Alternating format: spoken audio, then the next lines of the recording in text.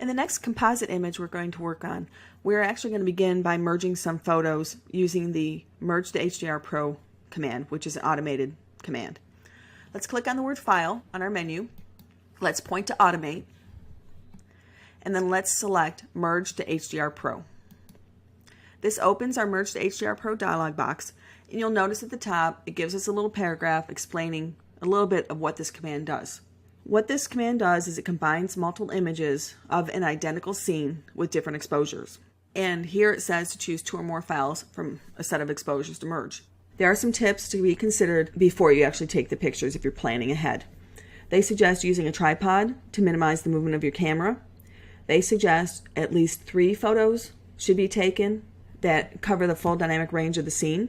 They suggest that you vary the shutter speed to create different exposures, and to not change your lighting.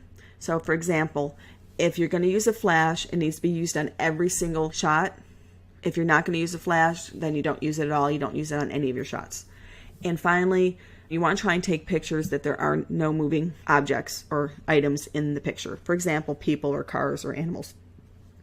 Okay, under the Use, we have 2 options. We can select an entire folder or we can select files. We're going to browse to our Chapter 4 folder, so we're going to use the Files option. And we want to select HDR 1, 2, 3, and 4. And you'll see here, just to take a quick look at the thumbnails, we're looking at a picture off the coast of Corpus Christi, and this is actually not a picture that was changing exposures on the camera, but it was a time-lapse picture. So we're actually getting pictures of various times as the sun is setting in Corpus. So the exposure in the sky, the natural exposure in the sky, is being changed as the sun sets. So we want to select all 4 of these pictures. So I'm going to hold down my Command key on a Mac or Shift key on Windows and select all 4 images and click Open. All 4 images are now listed in my Merge to HDR Pro dialog box, and you'll see by default the option to attempt to automatically align source images is checked. I'm going to go ahead and leave that checked, and a tripod was not used for this. So I'm going to click OK, and you'll see Photoshop working its magic. It's combining the 4 images.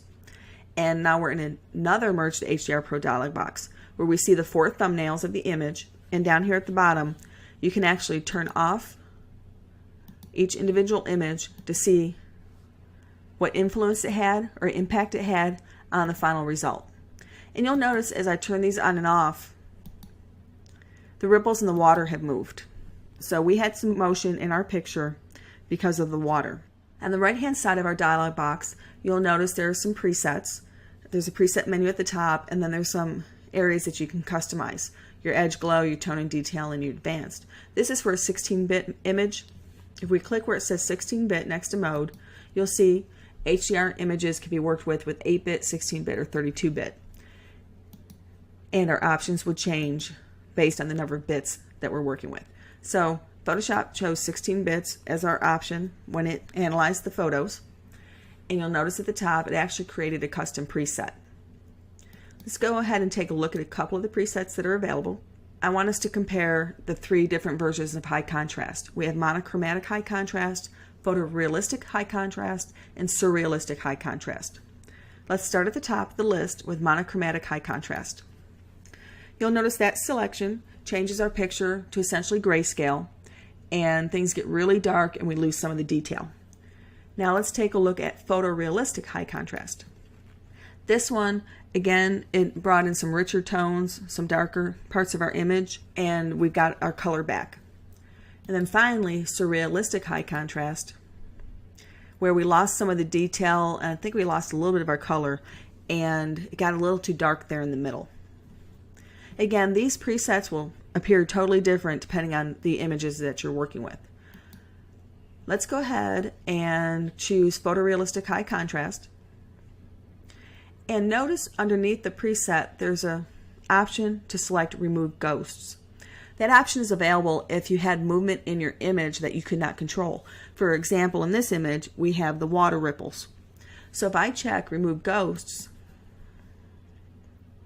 you'll notice that it brings back some of the ripples, which actually gives a little bit more detail and a little more composition to our image. It makes it more attractive.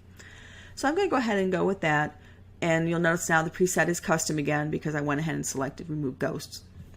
And when I click on remove ghost and hold it, you'll see here it says it attempts to remove ghosts caused by moving objects. So it does give us I'm going to go and check it. It does tell us what things are going to do if we take the time to read those little dialog boxes and those tip boxes that pop up for us. Let's go ahead and click OK. And Photoshop combines these 4 images into a single layer. And in our case, it's now named background and it's locked. Let's unlock our background layer and rename it. So we're just going to double click on background in our layers panel, and we're going to rename this sky. And we're going to click OK.